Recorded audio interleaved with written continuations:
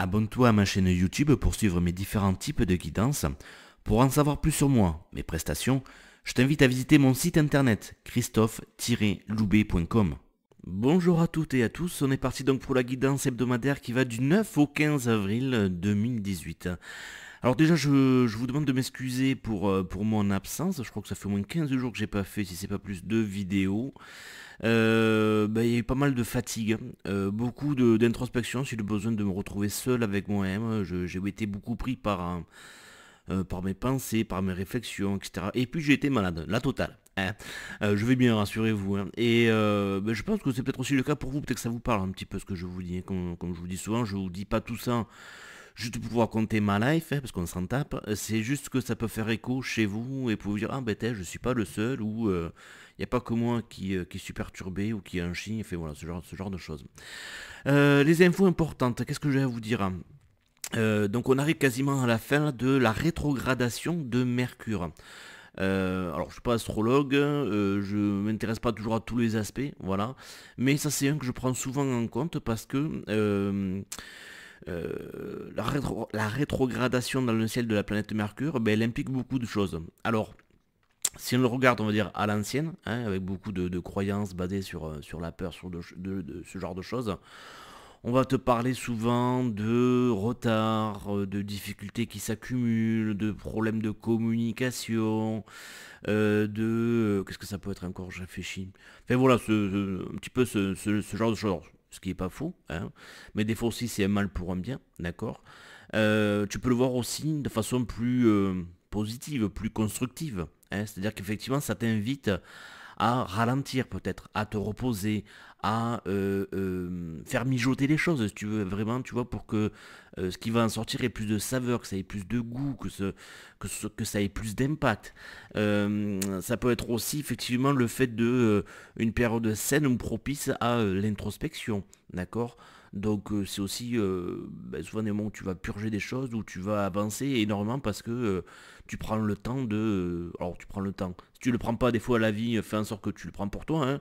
Je sais pas, t'es immobilisé, t'as eu comme par hasard un accident en ce moment-là, t'es immobilisé, t'es malade, je ne sais rien, voilà, mais si tu le fais pas, la vie le fait pour toi, elle est sympa, pense à tout. Donc oui voilà par exemple donc problème de communication, ralentissement, retard, mais regarde, donc je dis ça a démarré le 23 mars, hein, jusqu'au 14 avril. Le 22 déjà la veille, c'est là où commençaient, j'ai bien commencé, hein, les principaux mouvements de grève en France, d'accord. On peut le voir aussi, regarde, symboliquement au niveau des saisons, hein. Il y en a toujours qui se demandent quand est-ce que le printemps va arriver, va pointer sa petite tête. Il était censé, alors d'un point de vue calendaire bien évidemment, démarrer le 21 mars. Regarde, 2 jours après on a la rétrogradation et on se demande toujours quand est-ce que le printemps arrive, même si selon les endroits où tu habites bien évidemment en France et selon les jours, il y a quand même une amélioration, mais c'est pas encore ça, hein. En tout cas pour moi, je habite près de Toulouse, à part 1 ou 2 jours là, fait depuis 1 ou 2 jours où ça s'améliore pas mal, mais sinon c'est pas encore ça. Bon voilà. Donc la rétrogradation, excusez-moi, elle finit le 14 avril, mais là, encore une fois, c'est pas parce qu'elle finit le 14 avril que le 15, ça y est, tout redémarre d'un coup, hein. Ça peut être progressif là aussi. D'accord. Le 15 avril, on aura donc une nouvelle lune, donc je vais vous faire une guidance de la nouvelle lune à ce moment-là, hein, ou 1 ou 2 jours avant, ou je sais plus quand ça tombe, mais on verra ça, ok. Sinon, je voulais vous parler un petit peu de mes ressentis de ces dernières semaines, hein, où j'étais absent justement. Donc, comme je vous l'ai dit, d'intériorisation. Vraiment, pas du tout l'envie de communiquer avec l'extérieur. Je suis bien resté dans ma grotte et j'y suis encore. Euh, alors, autant les dernières semaines, je trouve que ça avait pas mal remué. Donc avant celle-là, avant celle que je suis en train de vous évoquer là. Donc on va dire le mois dernier en gros. Et tout ce qui s'est passé avant.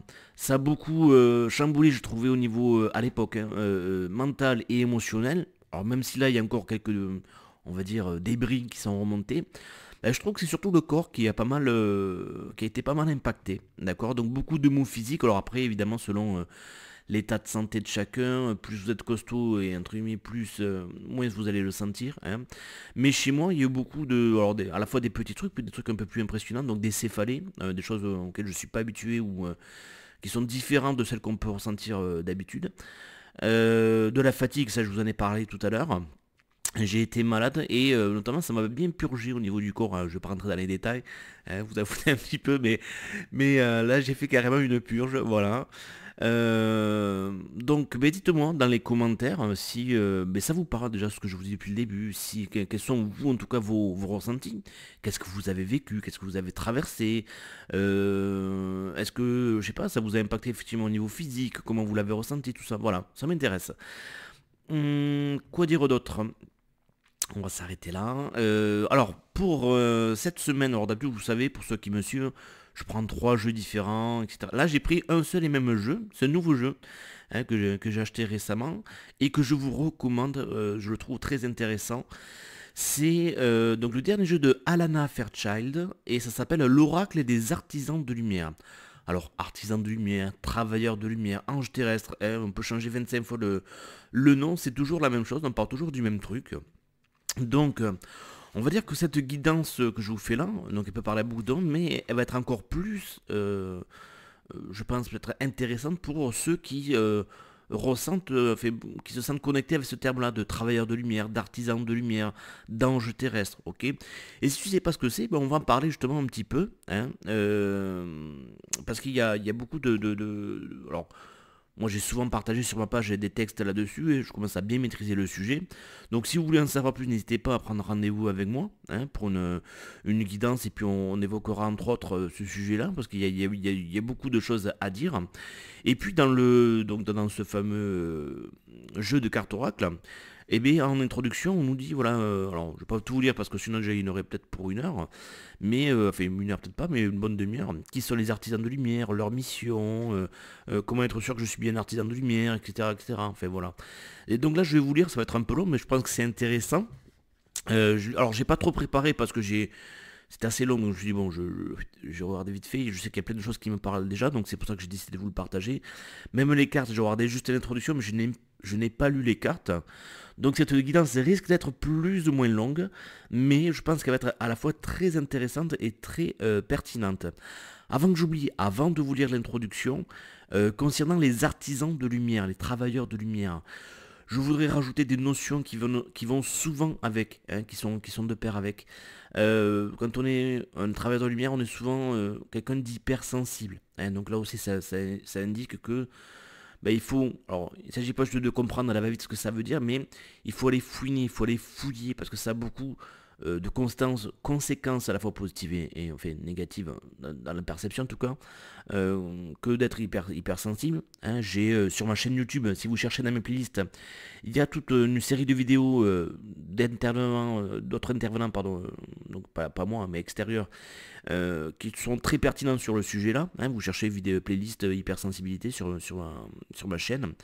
Ça peut être aussi souvent lié à donc le fait d'être au travers de lumière et hypersensible surtout avec des addictions. Alors oui, ça peut être certes droit ou quoi que ce soit, mais souvent alimentaire. Ok. Et oui, pour étouffer un petit peu les émotions, pour retrouver le réconfort qui nous manque, etc., etc. Enfin, entre autres, voilà, ce genre de choses. Des difficultés à s'affirmer aussi, hein, voilà, parce on est des anges, on est tout beau, tout gentil, et on a tendance à prendre un peu trop de choses hein, et à trop retenir aussi nos émotions, nos pensées, donc difficulté à s'affirmer, voilà. Je pourrais vous conseiller aussi deux livres, entre autres, hein, parce que je pense qu'il y en a plein sur le sujet, mais que moi j'ai lu et que je trouve intéressant. Il y en a un qui est très court, très rapide, qui s'appelle Le Royaume des anges terrestres de Doreen Virtue. Ok. Du même auteur, je pourrais vous conseiller aussi Les Artisans de Lumière. Hein, je crois que c'est quelque chose comme dans ce style-là, le livre. Je crois même que vous pouvez le trouver en livre audio sur YouTube, si je vous dis pas de bêtises. Et puis après le reste, je vous le dirai au fur et à mesure que ça me vienne. Donc on est parti pour...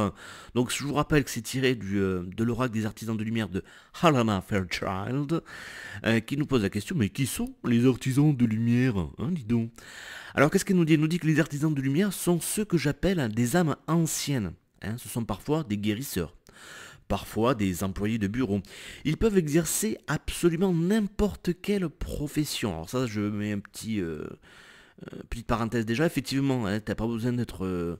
c'est pas parce que tu es artisan de lumière, que tu es dans un processus entre guillemets spirituel quoi que ce soit, que tu es obligé de suite d'être guérisseur, j'en sais rien, mon marabout, travailler dans le social, dans le médical. Tu peux être boulanger, tu peux être même faire un boulot de je sais pas quoi, n'importe quoi, tu peux être juste mère de famille au foyer, ça n'a aucun impact. hein. Ta mission, elle est vraiment, enfin tes missions, parce qu'on n'en a jamais qu'une. Et quand je parle de mission, c'est pas vraiment quelque chose qu'il faut faire, c'est plus quelque chose qu'il faut être. Hein, c'est des choses que tu fais naturellement en fait. Voilà, t'as pas besoin je veux dire, d'être dans le milieu spirituel pour être un bon ou meilleur artisan de lumière que les autres. Ok. Allez, on referme la parenthèse. Donc, ils peuvent exercer absolument n'importe quelle profession. Ils ne font pas que suivre une vocation spirituelle. Mais tous les artisans de lumière possèdent certaines qualités. Ils aiment se rendre utiles.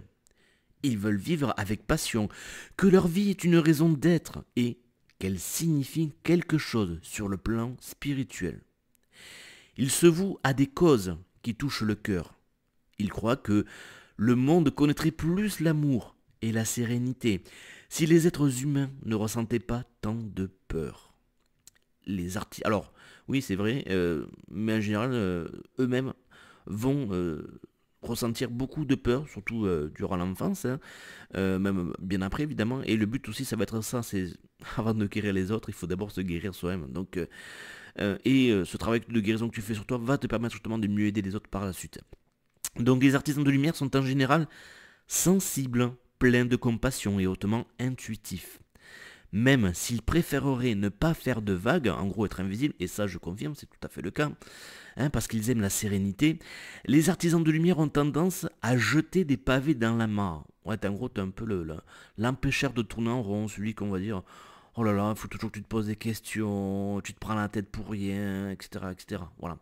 Cela fait partie de leur destin divin, ce sont des agents de l'amour pour changer les choses. Ils apportent de nouveaux systèmes de croyances, fondée sur l'amour plutôt que la peur. L'amour crée des changements puissants permettant de guérir. Ceux qui sont dans des systèmes de croyances fondés sur la crainte éprouvent de la difficulté à faire confiance au processus de changement. Ces personnes se sentent parfois dépassées par l'amour d'un artisan de lumière, je confirme. Combien de fois, plus jeune et même encore maintenant pour certaines personnes, j'ai l'impression que c'est trop puissant, c'est trop fort, voilà. Et du coup, tendance à faire fuir les autres.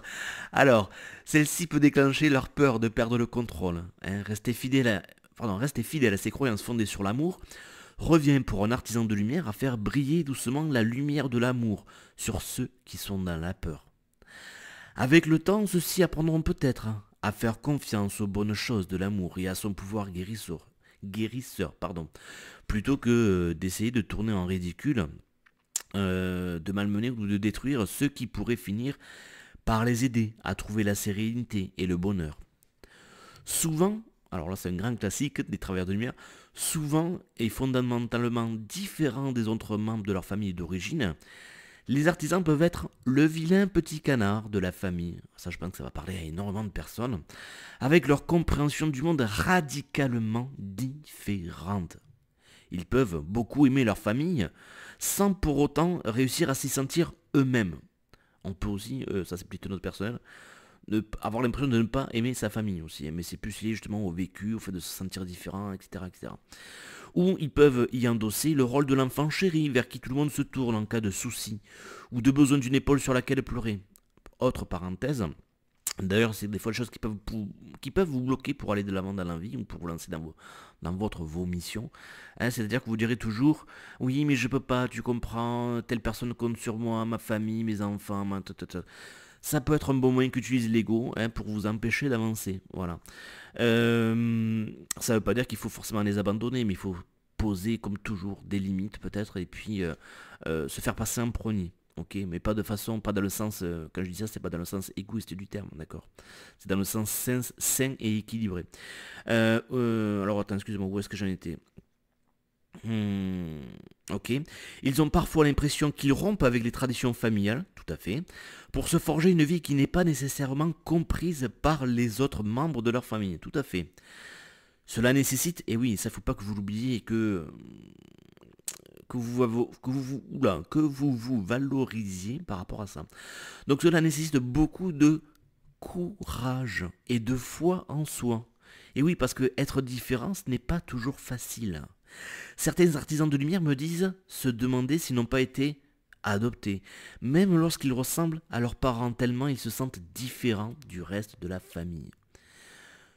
Ce sentiment d'être différent peut aussi se manifester au travail, avec les amis, et dans ce que ressent l'artisan de lumière vis-à-vis de l'actualité, par rapport à la façon dont les médias la présentent, et ce que la plupart des gens en pensent. Ils ont surtout besoin d'être rassurés sur le fait que si c'est parfois difficile à vivre, cela peut aussi être assez libérateur. Et il n'y a rien d'anormal chez eux, ça c'est important de le comprendre, ok? T'es pas taré, t'as pas une tare, t'as pas un souci, non, tu es différent. Hein, ils sont censés être différents, nous sommes censés être différents. Ne pas toujours se fondre dans la masse fait partie de leur mission de vie. Les artisans de lumière ont souvent été élevés dans des environnements où il leur était plus important de s'occuper des besoins des autres que de leurs propres besoins. Alors ça peut être souvent inconscient. Tu t'es pas dit ah ouais, je vais être un super héros, je vais être le sauveur, je sais pas quoi. Non, non, tu l'as fait souvent inconsciemment. Et il t'a fallu souvent même des années, peut-être même que tu t'en rends pas compte encore, pour te rendre compte que en fait tu es tellement une éponge que tu captes inconscient ou consciemment les besoins, les désirs, mais aussi les limites de l'autre. Et du coup, inconsciemment, encore une fois, ou consciemment, tu peux avoir tendance à t'y conformer, ok, en t'oubliant, en te faisant passer au second plan, en étant la dernière roue du carrosse, un petit peu. Peut-être n'avaient-ils même pas conscience qu'ils avaient des besoins autres que celui de s'occuper des autres. Ainsi, la voie de la guérison pour les artisans de lumière passera par la nécessité d'apprendre. Et quand je dis bien apprendre, c'est vraiment ça. C'est-à-dire que moi-même, je suis encore confronté à ce processus-là. C'est-à-dire que j'ai du mal à prendre soin de moi-même par moi-même. J'adore prendre soin des autres, à faire des petits trucs pour les autres. Alors pourtant, je suis pas l'abbé Pierre, quoi que ce soit. N'imagine pas, ne me béatifie pas, n'imagine pas que je suis un ange à un point pas possible, ok. C'est juste que je prends plus de plaisir par moment, en tout cas, à m'occuper plus des autres que de moi-même. Et quand arrive la question de qu'est-ce qui me ferait plaisir, de quoi j'ai envie, hein, que je me la pose à moi-même, et bien la réponse est je sais pas, j'en sais rien. Et puis tu sais, tu dis ben non, ça me fait pas envie, j'en ai marre, ou ça me plaît pas, non, j'ai envie de le faire, mais dans le cadre du partage. Donc c'est difficile, c'est difficile. Donc on reprend on reprend là où on en a été, mes chers enfants. Donc ainsi la voie de la guérison pour les artisans de lumière passera par la nécessité d'apprendre, on en était là, à identifier leurs propres besoins et à s'occuper d'eux-mêmes. Eh oui, hein, toi qui voulais sauver le monde quoi que ce soit, ben non, ça commence d'abord par apprendre à cela, ce qu'on veut te dire. Donc, quels sont mes besoins et puis ben, y répondre. Ok. Alors c'est moins glamour, ça fait moins super-héros compagnie, mais oui, mais ça passe par là en fait. Donc ils doivent apprendre à recevoir aussi, plutôt que de ne penser qu'à donner. Et oui, souvent on est dans le déséquilibre. Hein.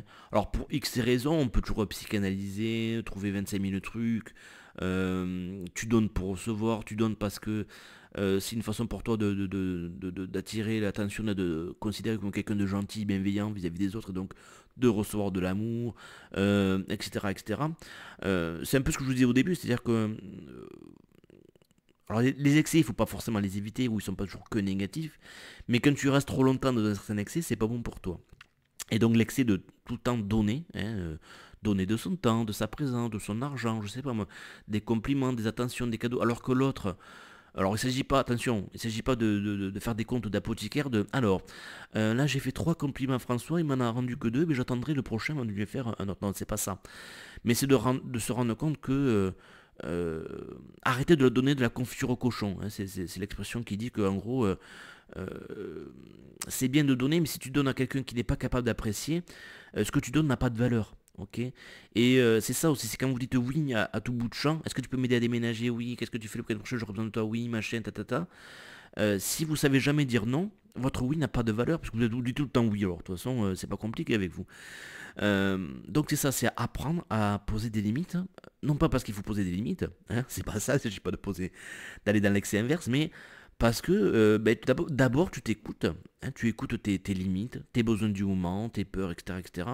Et ensuite tu prends une décision plus réfléchie, on va dire, et tu agis en conséquence, ok. Donc voilà, ils doivent apprendre à recevoir aussi plutôt que de ne penser qu'à donner. C'est seulement alors que l'univers leur permettra d'annoncer le rôle des guérisseurs des autres. Et oui, il faut d'abord se guérir soi-même, ok, encore une fois, pour pouvoir ensuite s'occuper des autres. Hein. D'ailleurs, ben, moi qui suis aide-soignant, même si c'est que depuis quelques années, c'est une première chose qui m'a souvent frappé, justement avec mon regard extérieur, qui n'a pas 20 ans d'expérience, qui n'a pas commencé jeune, c'est à quel point les premières personnes qui doivent être soignées, c'est les soignants, quoi. Et il y a beaucoup, beaucoup de gens qui sont dans ce déséquilibre-là, hein, de donner trop de temps, qui sont trop sensibles, qui sont... enfin voilà, il y a beaucoup, beaucoup de ces personnes qui doivent apprendre d'abord à poser ces limites-là. Les artisans de lumière attirent souvent les gens qui s'ouvrent et leur racontent tous leurs problèmes, je confirme. À une époque, j'étais le spécialiste des clodos, voilà, je les attirais énormément. Cela arrive en faisant la queue au supermarché, au milieu d'une soirée animée, au restaurant, dans le bus, dans n'importe quel lieu, sauf un cabinet de thérapeute. Les gens sentent leur bonté et leur absence de jugement et réagissent en conséquence. Tant qu'un artisan de lumière maintient ses frontières personnelles et s'occupe de ses propres besoins, de façon à avoir assez d'énergie pour aider les autres, alors oui, ça pour l'expliquer c'est assez simple, hein, tout à l'heure on parlait de déséquilibre. C'est un petit peu comme si vous étiez une carafe, d'accord? Et que vous êtes tout le temps en train de remplir le verre des autres. Remplir. Ok, mais si toi tu remplis jamais ta carafe, quand tu vas être vide, qui va te remplir? Tu crois que les autres vont reverser une partie de ce que tu as donné pour te remplir? Eh ben non, ça marche pas comme ça.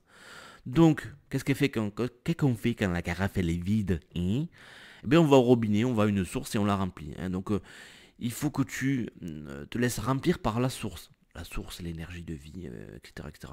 Bon là c'est très abstrait ce que je te dis, mais tout simplement, ben oui, prendre soin de soi, connaître ses besoins et faire en sorte de se les remplir soi-même. Ok.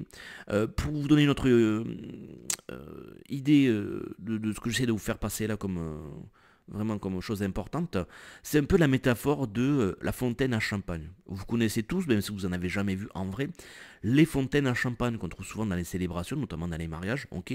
Donc on prend des flûtes, enfin des flûtes, plutôt des coupes, parce que c'est plus gros, des coupes de champagne qu'on monte en pyramide, ok, jusque là tu as l'image. Est-ce qu'on se fait chier à remplir tous les verres un par un? Ben non, c'est pas le but déjà, ok. Et ça serait beaucoup plus long et pénible. Qu'est-ce qu'on fait?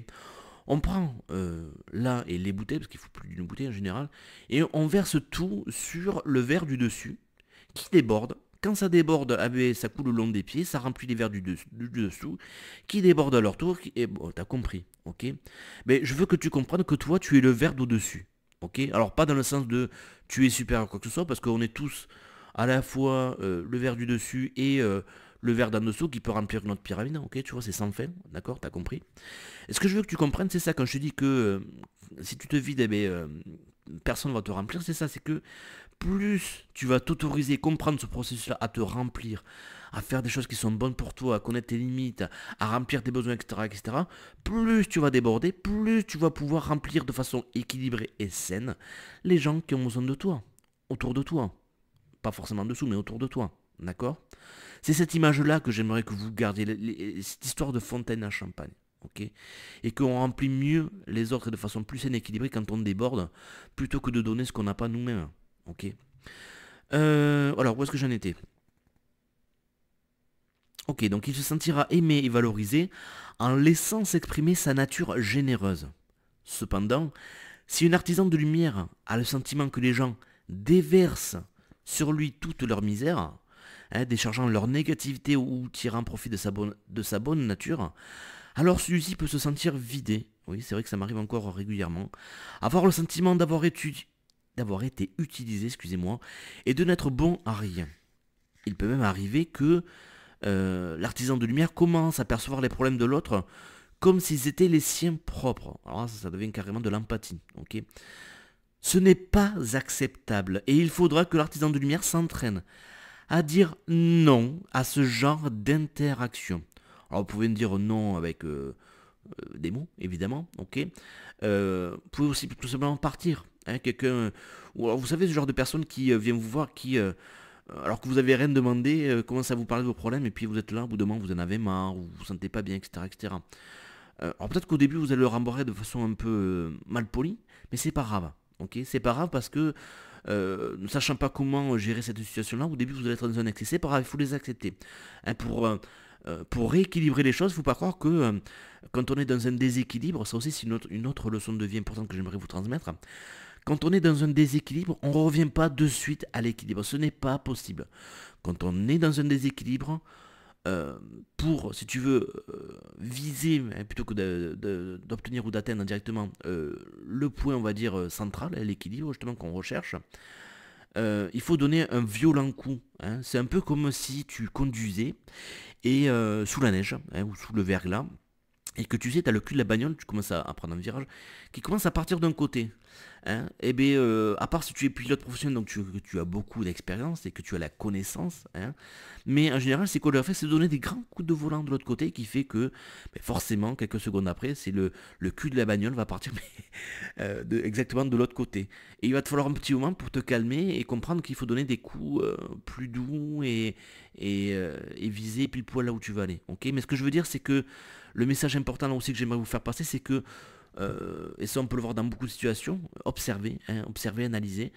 Quand on est dans un déséquilibre, quel qu'il soit, souvent pour retrouver un équilibre plus sain, plus naturel, on va aller dans le déséquilibre inverse. Et ça c'est naturel, il ne faut pas s'en vouloir ou essayer de le contrôler. D'ailleurs, quand je vous dis, vous risquez peut-être de rembarrer l'autre ou de poser vos limites de façon un peu trop brute, bah, vous pouvez l'expliquer ça, hein, que si vous êtes pris de remords par la suite, que vous en voulez d'avoir blessé quelqu'un, vous pouvez lui dire, bah écoute, je m'excuse, je suis désolé, mais voilà, tu sais, dans le passé, j'avais tendance plutôt à ne rien dire, tout accepter ou à pas écouter mes propres limites. Là, je suis dans un processus où je prends plus confiance en moi et j'essaie justement de dire non, de poser des limites, de dire stop à certains moments donnés, et que du coup, voilà, comme c'est pas quelque chose que je maîtrise, dont j'ai l'habitude, ben, euh, j'ai été trop violent, trop agressive, je t'ai blessé alors que je ne le voulais pas, etc., etc. Voilà, et je m'en excuse, ok. Euh, Ok, donc où est-ce que j'en étais? Donc voilà, on te dit que ça sera peut-être difficile au début, savoir dire non. Un artisan de lumière veut dire oui aux gens, mais c'est parfois faire preuve de plus d'amour pour tous ceux qui sont concernés, de dire simplement ben, je vous aime, mais ça serait manquer de respect vis-à-vis de moi-même. Et il n'est pas bon non plus pour vous de pouvoir exercer un pouvoir négatif. Lorsqu'un artisan de lumière fait cela, il dit non à l'ego et oui au moi supérieur de toutes les personnes concernées. Un artisan de lumière a souvent des systèmes de croyances différents de la plupart des gens de son entourage, au point qu'il se demande parfois s'il est bien d'ici ou d'une quelconque planète lointaine. Cela peut même parfois être très douloureux pour l'artisan de lumière, qui, pendant un temps, peut avoir la sensation que sa place est effectivement ailleurs dans l'univers et qui se demande s'il a vraiment quelque chose à faire sur la Terre. Hein, n'est-ce pas? Ça nous arrive régulièrement, même quand on le comprend, quand on le sait. Quand on pense avoir dépassé le truc, de temps en temps, ça revient une sorte de petit blues, blues du travers de lumière, j'appelle ça moi. Ok. Cela dit, une fois qu'il tombe amoureux de la Terre et qu'il comprend que sa place est ici, parce qu'il est appelé à jouer un rôle spirituel supérieur, il découvre une raison d'être qui lui apporte plus de joie et moins de souffrance. L'artisan de lumière, qui lui apporte plus de... non, je suis en train de... Excusez-moi de relire, excusez-moi. L'artisan de lumière finit non seulement par trouver son destin divin, alors prends-toi en main, c'est ton destin, mais aussi un sentiment d'appartenance à la terre qui lui apporte joie et amour. Les artisans de lumière sont censés être différents. S'ils se fondaient dans la masse, ils ne seraient pas capables d'apporter de nouvelles idées qui aident l'humanité à avancer sur le plan spirituel. Avec le temps, la sensation d'être un vilain petit canard peut se transformer en possibilité d'être un libre penseur. C'est alors que l'artisan de lumière peut aider l'humanité à sortir de schémas de pensée figés et effrayants. Ce n'est pas toujours un chemin aisé, je confirme. Mais c'est un chemin magnifique, je confirme aussi, et profondément spirituel. Les artisans de lumière doivent se rappeler que même s'ils se sentent parfois seuls, je confirme encore une fois, il y a d'autres êtres sensibles et hautement spirituels comme eux sur cette planète. C'est ce qu'on appelle la fameuse famille de lumière, famille spirituelle. Voilà. Et plus tu vas d'ailleurs oser poser tes limites, et des fois même lâcher tous tes vieux amis, ton cercle habituel, voilà, voilà, plus tu vas retrouver ces gens, même s'ils sont loin des fois. Hein. Des fois, vu qu'on reste quand même des êtres souvent solitaires, des fois tu n'as pas besoin de les avoir en tant que voisins, des fois c'est des gens qui habitent très loin, mais avec qui tu as des contacts plus ou moins réguliers, mais ça te fait du bien. Voilà. Où est-ce que j'en étais du coup? Donc voilà, que même si tu te sens seul, il y a parfois d'autres êtres sensibles et hautement spirituels comme eux sur cette planète. Au fil de leur cheminement, ils arriveront à se détendre davantage, à faire confiance et à attirer dans leur vie non seulement une guidance spirituelle supérieure, mais aussi d'autres humains qui pensent comme eux. Voilà, bon, je pourrais vous en parler beaucoup sur le sujet encore, hein, j'ai pas tout lu là-dessus parce qu'il y a encore d'autres parties surintéressantes, mais c'est tout pour cette fois-ci, peut-être que je reprendrai à l'occasion. On va attaquer le tirage maintenant qui est aussi en lien forcément avec ce qu'on vient de lire là, mais qui est très en lien aussi avec les énergies du moment, hein, puisque c'est le but quand même. On est parti, les loulous. Alors si l'image, vous dites, c'est marrant, ça me fait beaucoup penser aux les illustrations au jeu de cartes de Mario Duguay, mais c'est normal parce que c'est lui qui a fait les illustrations, tout simplement. Voilà. Mario Duguay aussi pareil, des jeux de cartes très intéressants pour les travailleurs humains, mais pas que je vous recommande. Voilà. Alors, qu'est-ce que nous dit cette carte-là? Elle nous dit tenez votre position. Alors, j'ai lu juste l'intro, donc je découvre en même temps que vous. Hein. C'est pas un jeu comme il est assez récent que je connais encore par cœur. Donc vous êtes-vous retrouvé à courir vers les autres et à essayer de vous plier ou de répondre à leurs besoins au détriment de votre propre bien-être ou de votre paix intérieure? C'est exactement ce dont on vient de parler entre autres dans l'introduction. Maintenant, vous allez renforcer votre propre énergie, vos propres frontières pour trouver votre place. Ancrez fermement vos pieds à cet endroit et ne bougez pas. Sentez que vos pieds sont comme les racines d'un bel arbre. Laissez-vous apprécier la certitude tranquille et tenez votre position avec volonté, courage et conscience. Alors que nous dit cette carte-là? Que tu apprends à faire confiance, nous apprenons à faire confiance à notre propre instinct, à suivre notre propre chemin de vie sans le comparer à celui de notre. Alors oui, ça paraît évident, mais parce que souvent on dit, ben oui, c'est vrai que je ne peux pas comparer avec ceux qui sont, on va dire, ordinaires, qui ne sont pas touchés par la spiritualité ou quoi que ce soit, mais souvent tu as aussi tendance à faire la même erreur dans le cadre de la spiritualité. C'est-à-dire que tu vas comparer ta vie, ton parcours, ce que tu vis, ce que tu ressens, ce qu'il faut ou ne pas faire, les conseils que donne l'autre, avec ton propre parcours. Et ça, même avec un maître spirituel, ou en tout cas quelqu'un qui fait des guidances, donc même moi par exemple, ok. Tu peux te dire, ouais, mais Christophe, il a dit ça, il faut que je le fasse. Non, on est tous, même si on est une famille de travailleurs de lumière, ou quoi que ce soit, bah, il y a forcément des sous-familles aussi à l'intérieur. Ce qui est bon pour l'un ne l'est pas pour l'autre, ok. Ou des fois, tout simplement parce que c'est pas le moment pour toi. Peut-être que ce que dit l'autre est très intéressant ou très pertinent, mais toi, t'en es pas encore là, ok. Et que tu dois passer par le chemin où tu en es pour peut-être arriver à la même conclusion. Hein. Tous les chemins mènent à Rome, tu le sais bien. Alors on te dit voilà, à quoi bon se laisser démoraliser ou distraire par des comparaisons ou des jugements. Comparaison, hein, c'est con par raisonnement, voilà, t'as compris? Petit jeu de mots. Jugement, mais c'est le juge qui ment, ok? Qu'est-ce qui ment? C'est le mental, en fait, d'accord? La Terre a besoin de ta lumière qui ne peut venir que de toi. Ce que tu offres, ce que tu offriras, pardon, sera tellement moins riche si tu essaies de faire en sorte que ta beauté ressemble à ce que tu perçois comme la beauté d'un autre. Je vais prendre mon exemple concret pour que ça vous parle un peu plus. On voit des gens qui font des guidances et quelque part je les envie, non pas je les jalouse, mais je les envie parce que leur façon de parler c'est très fluide, ça te parle, tu dis ah ouais c'est génial et tout ça. Mais ou des gens qui arrivent à faire des vidéos très courtes, hein, par exemple, quoi que ce soit, on te dit, ben oui, on est dans un monde, tu sais Christophe, les gens, il faut que ça aille vite, les gens, ils n'ont pas le temps de regarder tes vidéos qui font demi-heure, 1 heure, voire plus, etc. etc. Et bien c'est peut-être parce que ces personnes-là seront attirées vers d'autres personnes qui leur correspondent plus. Moi, je suis pas là pour ça. Moi, je peux pas faire différemment de ce que je... En tout cas, pour l'instant, peut-être que ça évoluera. Peut-être que dans l'avenir, j'arriverai à faire des vidéos plus courtes, plus structurées, plus synthétiques, plus percutantes, par exemple. Tu vois, j'en sais rien. Quelque part, je m'en fous un peu. Je fais les choses comme je les sens, tout simplement. Mais surtout, je suis moi-même.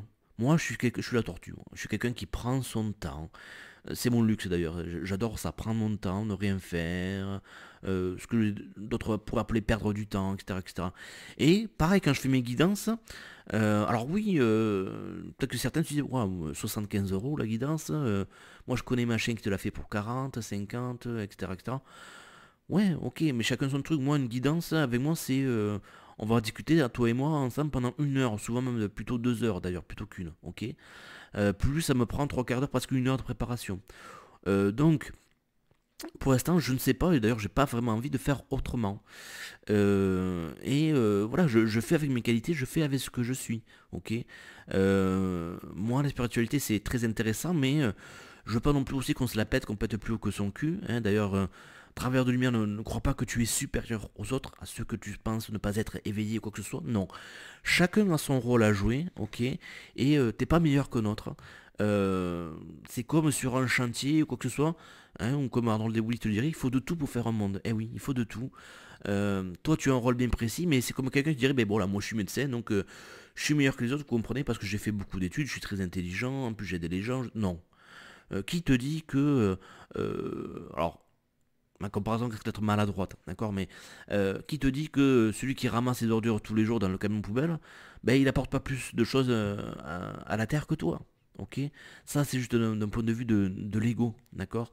Donc voilà, je fais avec ce que je suis.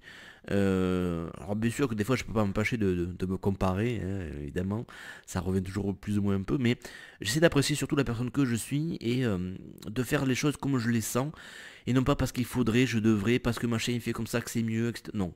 Faites comme vous sentez les choses, et si ça doit évoluer, ça évoluera, ok.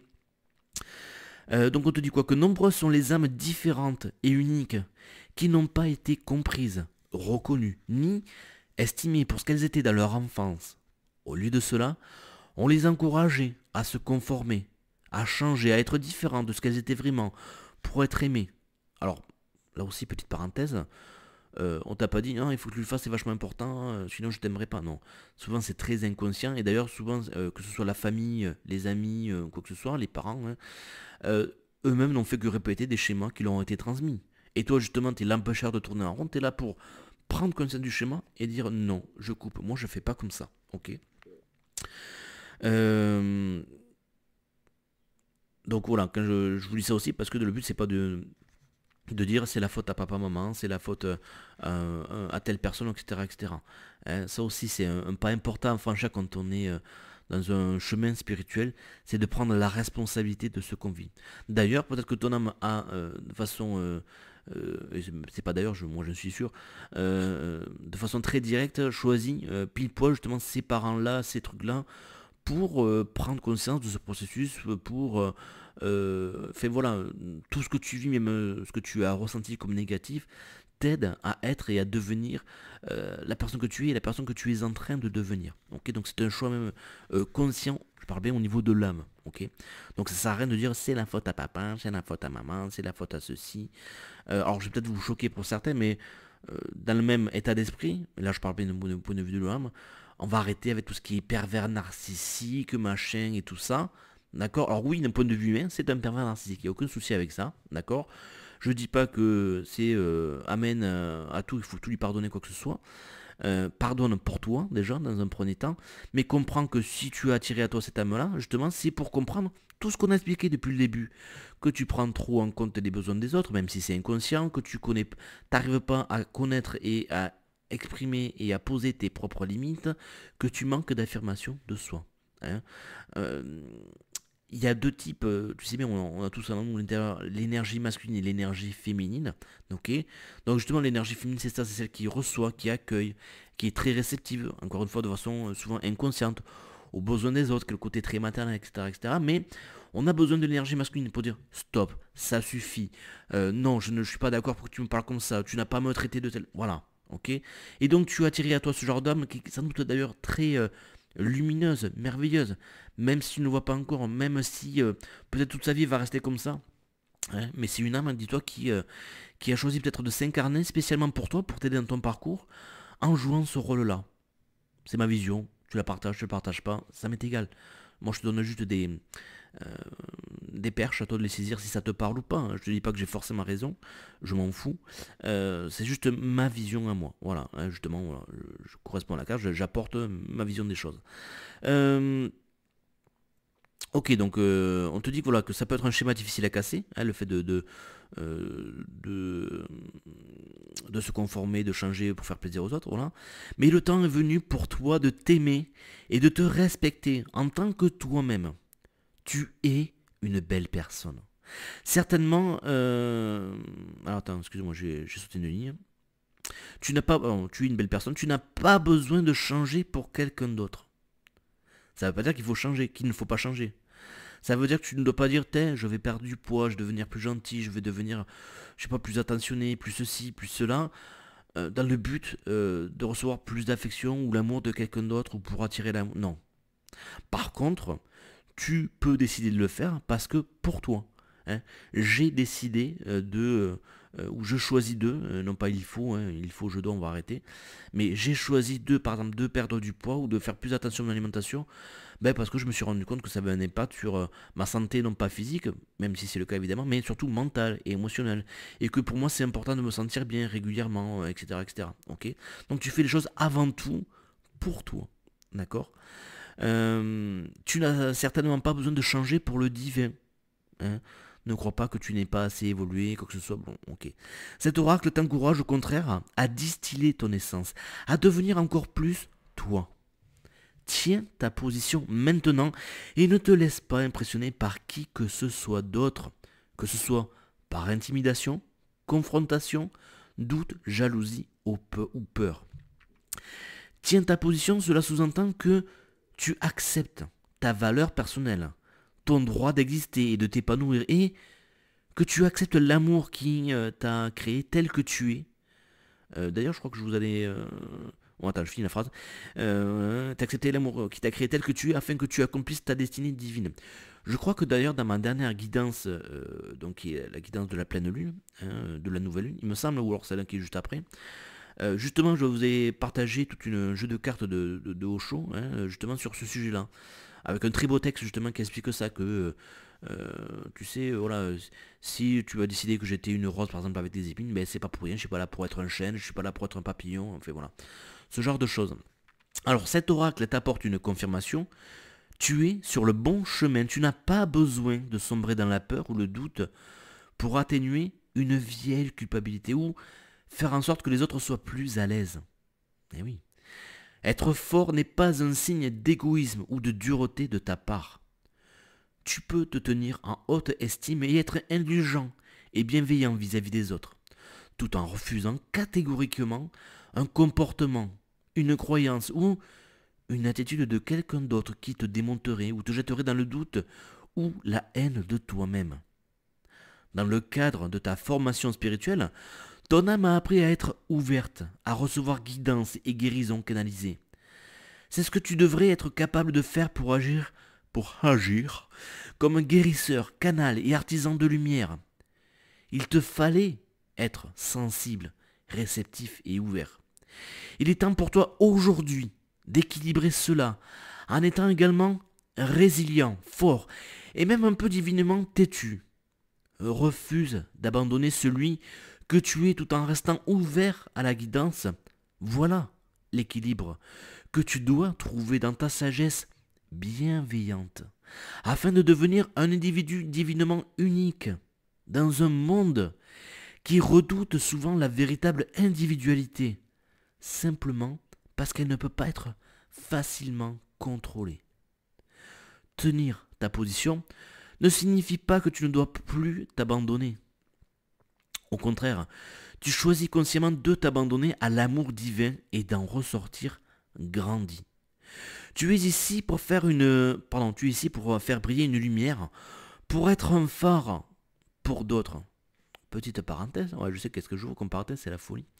Parenthèse-man, je vais m'appeler. Être un phare, justement, c'est une très bonne parabole, parce que qu'est-ce que c'est qu'un phare? C'est un lieu qui est un peu isolé des autres habitations, hein, qui peut avoir le sentiment d'être seul, qui est dans un milieu souvent hostile, entouré de pierres, les vagues viennent frapper les écumes très fort contre le monument, mais justement, alors qui est souvent utile quand il est dans l'ombre, hein, dans la nuit, le soir, parce qu'en pleine journée il ne sert pas à grand chose finalement, mais qui est le plus utile lorsqu'il est entouré d'ombre et lorsqu'il laisse sa lumière éclairer pour guider les autres. Ok, pas pour guider vers soi forcément, mais en tout cas pour guider dans cette direction-là. Et qui peut être qu'une étape d'ailleurs.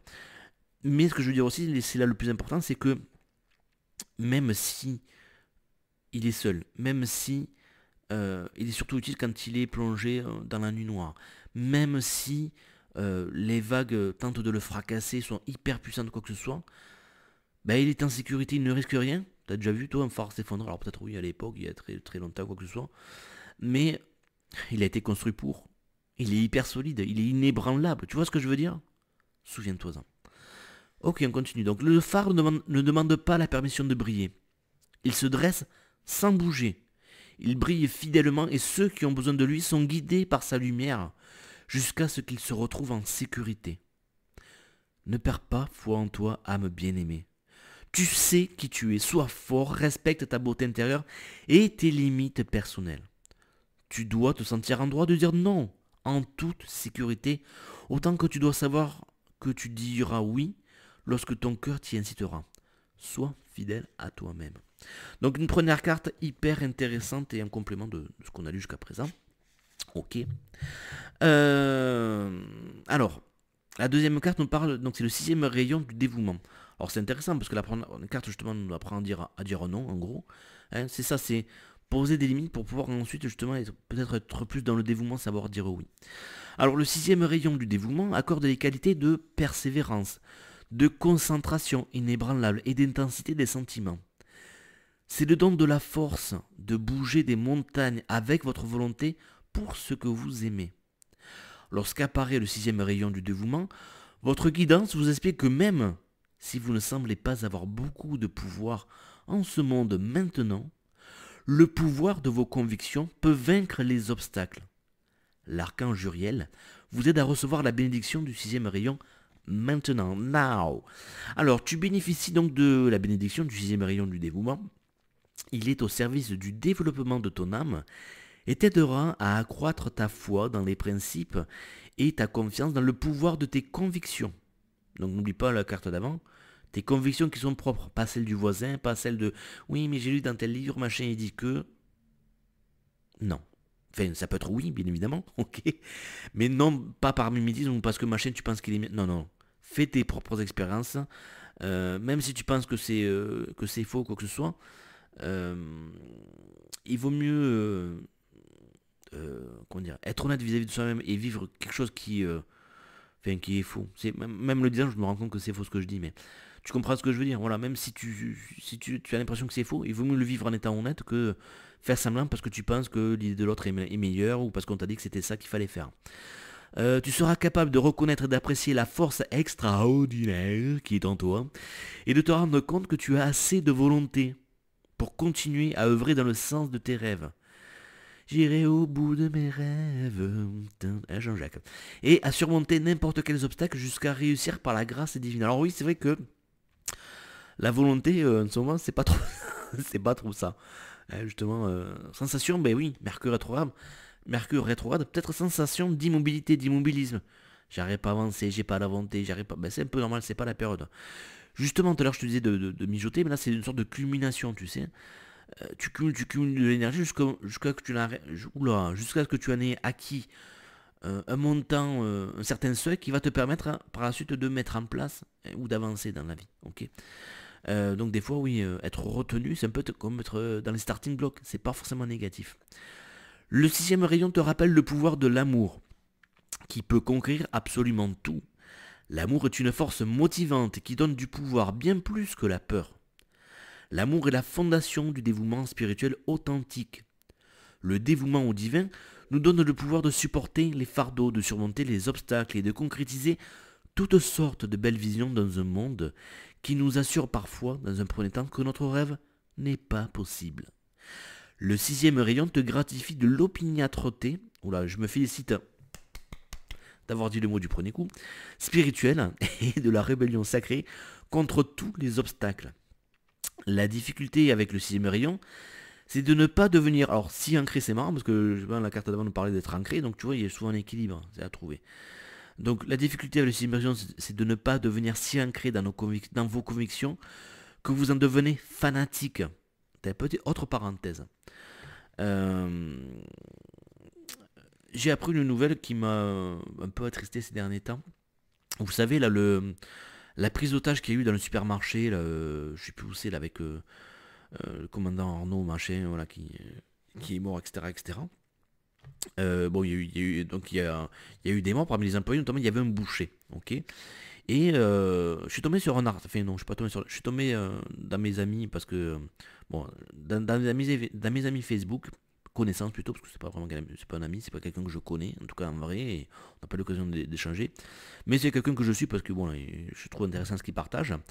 Et donc, ben, j'ai appris à travers ces publications que euh, une ancienne connaissance, pareil Facebook, que j'avais avant comme, en tant qu'ami euh, qui à un moment donné je me suis pas rendu compte mais qui est partie de mes amis, comme quoi tu vois, les choses se font naturellement, qui est quelqu'un de, je le sais, avec un cœur bienveillant, beaucoup de belles choses à l'intérieur d'elle, mais qui est devenu un peu trop fanatique, notamment tu sais par rapport à la cause de vegan. Donc pour ceux qui ne connaîtraient pas, je pense pas, le véganisme c'est en gros le fait de ne consommer, quand je dis consommer, c'est pas forcément manger, mais c'est pas trop aussi dans le fait de porter des habits ou quoi que ce soit.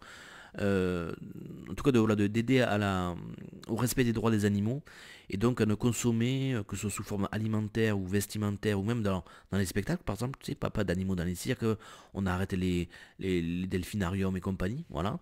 Et donc qui lutte pour ça, ok. Et souvent d'ailleurs, il y a beaucoup de travers de lumière là-dedans.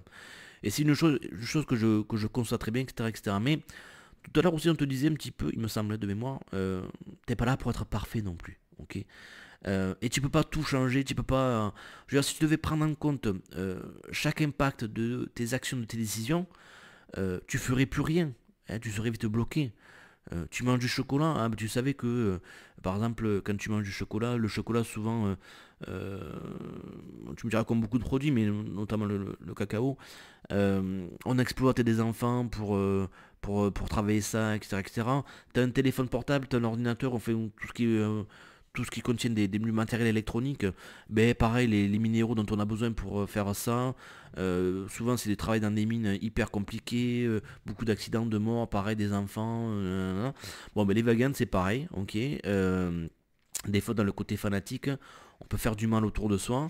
Moi, même si ça me parle et le fait de ne pas manger de viande ou quoi que ce soit, à une époque j'ai essayé, mais justement j'ai vu que tout à l'heure on te disait voilà, de pas te comparer aux autres, de pas suivre une voie parce que c'est mieux, soi-disant oui, ok, c'est sûr que c'est mieux, mais moi j'en suis pas là, hein. Pour l'instant, je ressens encore le besoin de manger de la viande. Alors j'en mange, c'est vrai, mais je sais pas dans quelle proportion, mais beaucoup, beaucoup, beaucoup, beaucoup moins qu'avant.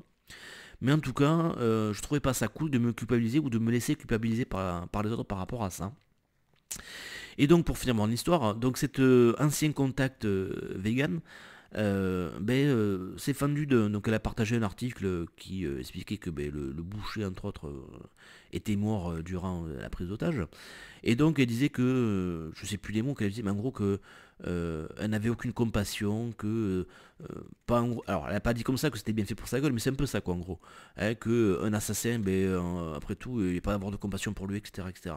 Donc tu vois que quand on cause, hein, tu connais le dicton, comment on dit déjà, l'enfer est pavé de bonnes intentions, hein, c'est ça, c'est-à-dire que ça part d'une bonne intention, mais quand tu vas dans un fanatisme extrême, ben voilà ce genre de dérive qui peut arriver. Et donc, peut-être que vous en avez entendu parler, ben, elle a été convoquée par les gendarmes pour s'expliquer un petit peu là-dessus, et je crois que ça a été apologie de je sais pas quoi, bon bref. Euh, donc voilà, faites attention, même si vous avez de très belles croyances, très bonnes intentions. Par exemple, dans le cas du véganisme, on dit souvent, c'est bien beau de défendre le droit des animaux, mais si c'est pour devenir carnivore dans tes relations humaines, oh, c'est pas bien ce que tu fais, ça sert à rien. Ok, fait ça sert à rien. C'est dans un excès en tout cas qui demande peut-être, qui t'invite à t'interroger, à remettre en question certaines choses. Bon bref, on va pas épiloguer là-dessus pendant 20 ans. Je vais reprendre le suite de ma lecture. Je vous avais dit qu'elle serait assez longue mais très intéressante cette guidance. Donc je reprends la phrase, je la relis pour refaire le point dessus. Donc la difficulté avec le sixième méridian, c'est de ne pas devenir si ancré dans vos convictions que vous en devenez fanatique au point de juger les autres parce que leurs convictions sont différentes. Je vous laisse méditer là-dessus, vous pouvez l'appliquer dans n'importe quel domaine de votre vie, c'est puissant. Vous pouvez être inébranlable par rapport à votre propre système de croyance, tout en respectant le fait qu'il y ait autant de chemins qui mènent à l'union avec le divin que d'individus sur Terre, et qu'il existe une infinité de voies par laquelle l'univers vous appelle à être dans l'amour, votre demeure. Et ouais. On peut le concevoir intellectuellement, moi c'est quelque chose que j'ai très vite compris. Après dans la pratique ça prend plus de temps, et dans certains cas c'est plus long. Hein. Voilà, on prend souvent le fameux cas de si, je sais pas, même si c'est pas vous qui êtes touché indirectement, mais tel meurtrier, tel, je sais pas, Hitler par exemple, est-ce que vous êtes capable d'avoir de la compassion, de l'amour pour lui, d'être dans le pardon? Hein, oui, c'est bon, c'est le level Jeux Olympiques là. Si vous ne respectez pas cela, vous pouvez chercher à détourner les gens de leur propre chemin, ce qui peut créer pour eux des difficultés inutiles, et pour vous un karma inutile. Autre parenthèse, je t'avais dit que je n'ouvrais plein cette fois-ci. Le karma, alors pareil, là c'est ma conviction à moi, hein, là où je suis actuellement. Il ne faut pas le prendre dans le sens de quelque chose de punitif. Hein, c'est parce que tu as fait du mal autour de toi que tu reçois un retour. Non, le karma c'est plus quelque chose qui t'aide à faire des prises de conscience, d'accord? Ou voire même peut-être que c'est l'âme qui a décidé, encore une fois, avant même de s'incarner, d'expérimenter des choses très négatives, parce que dans une autre vie, par exemple, tu étais bourreau, et bien là, toi, ça va être toi la victime, par exemple, ou inversement, d'accord? Juste parce que, un peu comme quand tu joues à un jeu vidéo. Tu joues à un jeu vidéo où, par exemple, t'es le méchant. Tu dis pas, c'est parce que j'ai été puni, etc., etc. Tu dis, ouais, bon, c'est sympa les jeux où je suis le héros, mais j'en ai un peu marre, j'ai envie de changer un petit peu. Qu'est-ce que ça fait si je tue tout le monde et que je dois vendre de la drogue, etc., etc. Voilà, c'est mon point de vue. La meilleure façon d'apprécier la bénédiction tout en minimisant la difficulté liée à ce rayon, c'est de partager votre vérité avec un cœur et un esprit ouverts. Partager sans arrière-pensée. En gros, partager sans vouloir contrôler l'autre en disant oh, il n'y a que moi qui ai raison, il faut que vous suiviez ma voix, il faut que vous m'aidiez à convaincre les autres, etc. Non. Faites-le parce que c'est ce que tu ressens à l'intérieur de toi, mais sans essayer de vouloir contrôler de façon directe ou indirecte les actions, les pensées, les émotions des autres, les réactions, etc., etc. Pour ceux qui travaillent avec cette énergie, le pouvoir du mental et des émotions deviendra clair. Il te faudra peut-être canaliser ton pouvoir émotionnel et mental vers des projets valables ou équilibrer ton intensité avec une légèreté du cœur et une allégresse pour ne pas t'endurcir ou désespérer si les choses ne semblent pas se dérouler comme tu penses qu'elles le devraient. Un contrôle, encore une fois. Ensuite, ta foi peut te rappeler que l'amour trouve toujours une solution. Lorsque l'archange Uriel entre en contact avec toi, c'est un pouvoir d'une intensité incroyable, le pouvoir de la terre, qui vient à ton aide. Uriel apporte une énergie guérisseuse et une aptitude à créer des effets réels dans le monde physique à partir de ton pouvoir mental et émotionnel. Rappelle-toi, tu es ici pour faire briller ta lumière. D'autres peuvent choisir de se servir de ta lumière pour s'éclairer, jusqu'à ce qu'ils soient prêts à découvrir leur propre lumière intérieure. Ou non. Ce n'est pas quelque chose dont tu dois te soucier. Ça veut dire quoi ça? Ça veut dire que, bien sûr, tu es un être de lumière, tu es là pour aider, soutenir, réconforter, tout ce que tu veux, voilà, quelle que soit la façon des autres, ok. Mais, par exemple, en tant que guérisseur, magnétiseur, enfin tout ce que tu veux, ok. Tu dois lâcher sur le fait que tu vas absolument à tout prix que ce que tu fais ait un impact sur l'autre, qu'il soit guéri, etc., etc. Non. T'es pas là pour contrôler les résultats de quoi que ce soit, de toute façon on te laissera pas faire, je te rassure. Parce que quelque part tu es juste un déclencheur et que c'est à l'autre, il va se servir de ta lumière pendant un certain temps, mais de comprendre que, ah merde, j'ai aussi le bouton on-off sur moi, c'est à moi d'allumer ma propre lumière, parce que sinon je vais tout le temps en train de demander celle de l'autre. Et voilà, ça marchera juste un certain temps. Et puis surtout, moi, je fais que mettre de la noirceur. Ok. Donc, accepte que quoi que tu fasses, malgré tes efforts, malgré tous les efforts que tu fasses, il appartient à l'autre d'accepter ton aide. Alors souvent, c'est inconscient ou pas. D'accord. C'est pas parce que tu fais avec X soins que ça marche pas et que l'autre te dit ouais, mais c'est nul, ça marche pas ce que vous faites. Non, c'est peut-être tout simplement parce que lui, il n'est pas prêt, il n'a pas envie finalement, il aime bien, ça c'est un grand classique, je pense que vous le savez, des fois on aime bien rester un petit peu dans notre statut de victime, parce que ça a des effets secondaires bénéfiques, hein, qu'on voit pas, dont on n'a pas conscience, mais il y a un peu de ça. Euh, donc contente-toi de vivre ta vérité, de faire confiance aux convictions de ton cœur et dévoue-toi à l'amour. Enfin, comme le sixième rayon a un lien particulier avec la religion et l'amour, cet oracle te demande de porter le pouvoir guérisseur de l'amour dans ton cœur pour tous ceux qui évoluent dans une expérience de vie liée à une pratique religieuse. Cela peut aider à compenser le jugement et la peur qui existent dans le cœur de beaucoup vis-à-vis de religions qui ne sont pas les leurs, ou qui ont été le moyen par lequel de mauvais traitements ont été prodigués. Ah ben là, je crois qu'on est en plein à l'époque. Quand je dis là, c'est pas l'époque, c'est pas il y a 5 ou 10 ans. C'est pour voilà, les attentats terroristes et notamment forcément ces dernières années la religion musulmane. Là, on est en plein dedans par rapport à ce qu'il dit là. Voilà. Sur cette planète aujourd'hui, la religion a besoin d'amour, de soutien et d'appui pour évoluer, guérir et se développer de n'importe quelle manière qui serve en définitive l'amour divin. Et on termine par la dernière carte, donc l'initiation par le feu. Bon, déjà, l'initiation par le feu, ça veut dire que c'est pas tout en douceur, quoi. C'est pas les câlins. Hein. L'initiation par le feu est un nettoyage spirituel qui bouleverse la vie. C'est bouleversifiant, comme diraient les inconnus. Hein. Votre vie ne sera plus jamais la même. Mais tant mieux, j'ai envie de dire, moi. Hein. Souvent, tant mieux. Tu vivais qu'à moitié, t'étais un peu dans la... Tant mieux. Alors, on a un chien un bon coup, excusez-moi l'expression. Ah putain, mais ça fait du bien, quoi. Ça fait du bien quand t'en ressors, ok. Laisse le pouvoir du feu divin te purifier, au dedans comme au dehors. Tout à l'heure, je parle de purification au niveau du corps, que j'ai ressenti dans la semaine, effectivement, mais voilà, on est en plein dedans. Ce n'est pas le moment de s'accrocher à quoi que ce soit. Ça aussi, ça me fait penser, là je suis quasiment sûr, de la guidance de la nouvelle lune, je vous ai parlé de l'oracle cristal, je vous ai parlé d'une carte qui s'appelait la déconstruction, je vous ai lu tout un texte là-dessus, très intéressant, vous pouvez toujours aller voir. Ou réécouter ma guidance en entier, ça va vous parler. Donc ce n'est pas le moment de s'accrocher à quoi que ce soit, sous-entendu tes habitudes de vie, ce à quoi tu te raccrochais quand ça n'allait pas bien, hein. Pas même ce dont tu as cru avoir besoin dans le passé.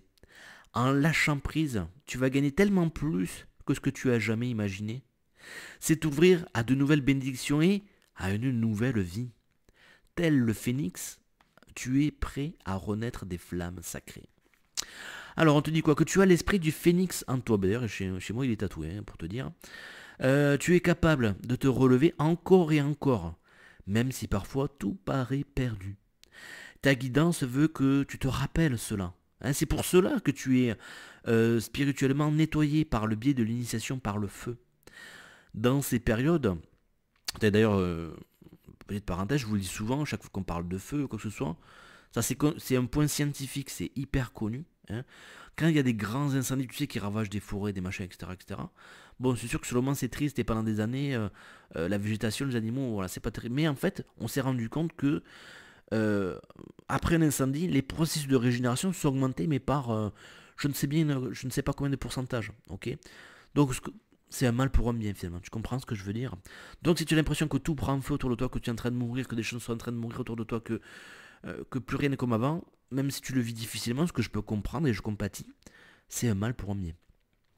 Dans ces périodes, tu sentiras que l'on te demande de lâcher des relations, n'est-ce pas? Des situations, parfois même un poste. C'est marrant, j'ai une amie hier qui m'a dit qu'elle avait démissionné. Des attitudes et des systèmes de croyances sur lesquels tu t'es appuyé jusque-là. Il est possible que tu aies, sans le vouloir, placé plus de foi dans cette personne, ce lieu, ce système de croyance ou cette identité que dans le divin. Peut-être t'es-tu accroché à eux. Ah, c'est marrant là, je viens d'y penser là. Je sais pas si tu m'as entendu, je dis peut-être têtu. Et ouais, ce côté être têtu aussi. Hein. Accroché à eux plutôt que tu n'as laissé le divin te guider. Cela peut faire. Alors, ça me fait penser notamment pour les flammes jumelles. Parce qu'on parle de flammes sacrées là. Oui, c'est ma flamme jumelle, machin, je sens qu'il va. Ok, d'accord, mais des fois on est un peu têtu aussi et que. Ça veut pas dire qu'il faut abandonner dans le sens de c'est fini, ça n'arrivera jamais. Mais peut-être que ta guidance du moment te dit non, là c'est bouché en ce moment, n'essaie pas. Euh, Va à l'opposé, lâche ça, passe à quelqu'un d'autre, etc., etc. Ça veut pas dire que ça se fera pas ou que ça se fera jamais. C'est-à-dire que pour l'instant, effectivement, ben, il y a une déviation et il faut suivre le chemin. On te dit va de l'autre côté, ben va de l'autre côté. Ok. Si ça parle à certains, tant mieux. Où est-ce que j'en étais? Ok, oui. Donc cela peut facilement arriver sur le plan de la Terre. Parfois, ces liens peuvent finir par vous restreindre plus que vous soutenir. Dans ce cas-là, il vous faudra vous libérer. Libérer, délivrer, non, je ne mentirai plus jamais. Pardon, je me suis emballé. Euh, Ça fait du bien, oui, de se laisser aller à la folie aussi. Alors, où est-ce que j'en étais? Ah, je fais le com, mais après je perds le fil là. Donc dans ce cas-là, il te faudra te libérer pour continuer ton parcours de vie. Au cours de l'initiation par le feu, toutes ces attaches sont consumées. Une nouvelle vie est une bénédiction, mais elle n'est pas facilement acquise pour autant. C'est parfois un processus difficile pour l'esprit, même si le cœur a confiance dans ce qui est en train de se passer. Quel qu'ait, quel qu'ait été ton rempart dans la vie, que ce soit la famille, un mariage, la sécurité de ton travail, un talent ou quelque chose que tu as utilisé pour définir ton identité, c'est là que le feu sera le plus intense. Donc regarde en ce moment où est-ce que le feu le plus intense chez toi. Ces secteurs de vie seront transformés. Lâche prise et permets que cela arrive précisément à ces parties de ta vie qui sont le plus chères pour peut nécessiter une foi profonde. Tu dois te rappeler que l'amour est réel afin de pouvoir garder ton courage tout en laissant faire le divin. Il ne s'agit pas de faire, il s'agit de laisser faire. Rappelle-toi que le pouvoir du feu n'est destructeur qu'en partie. Il stimule également une repousse rapide. C'est exactement ce que je te disais tout à l'heure. Il y aura guérison partout où il y aura transformation. Ce n'est pas qu'une fin, c'est aussi un commencement. Cette expérience de l'initiation par le feu est une façon pour le divin de faire sentir sa présence dans ta vie. Ce sera l'une des expériences les plus libératrices et les plus enrichissantes que tu auras l'occasion de vivre dans ton corps physique. Il te faudra peut-être faire face à tes peurs et à tes inquiétudes pour apprendre à faire confiance inconditionnellement au divin. Sache que l'univers subviendra toujours à tes besoins et toujours de la manière qui sera la meilleure pour toi. Ce qui sous-entend que tu te diras peut-être, mais non, moi j'aurais pas fait comme ça, ou il n'est pas plus simple, ou j'aime pas la façon dont tu fais. Oui, ok, mais c'est pas la meilleure, ta façon à toi. La meilleure, c'est celle que l'univers sait qu'il y a de mieux pour toi. Donc même si sur le moment, tu peux ne pas comprendre pourquoi il doit arriver ce qui arrive. Ça, c'est un grand classique, tu le sais. Garde l'œil sur les transformations internes qui se passent, plutôt que de craindre les changements extérieurs. L'univers t'aime et te tient en haute estime. Ne l'oublie pas et fais confiance. L'initiation est une leçon spirituelle avancée. C'est un honneur pour toi, ce qui se passe dans ta vie maintenant. Tu es assez fort pour franchir cette épreuve et t'épanouir dans une nouvelle vie tel un phénix qui émerge triomphalement du feu sacré. Voilà, on a terminé. Je ne vais pas vous tenir la grappe plus longtemps. Je suis sûr que cette guidance vous aura été extrêmement bénéfique et vous aura beaucoup donné d'énergie et de courage. Si vous avez besoin de soutien, de conseils, de développer ce sujet-là, de voir avec moi où est-ce qu'il y a le feu en ce moment, qu'est-ce qu'il faut faire, qu'est-ce qu'on vous demande, de vous rassurer, etc. Faites appel à moi, n'hésitez pas. Contactez-moi, prenez rendez-vous directement comme vous voulez. Et je vous donne rendez-vous donc la semaine prochaine pour une guidance de la nouvelle lune. Bye bye.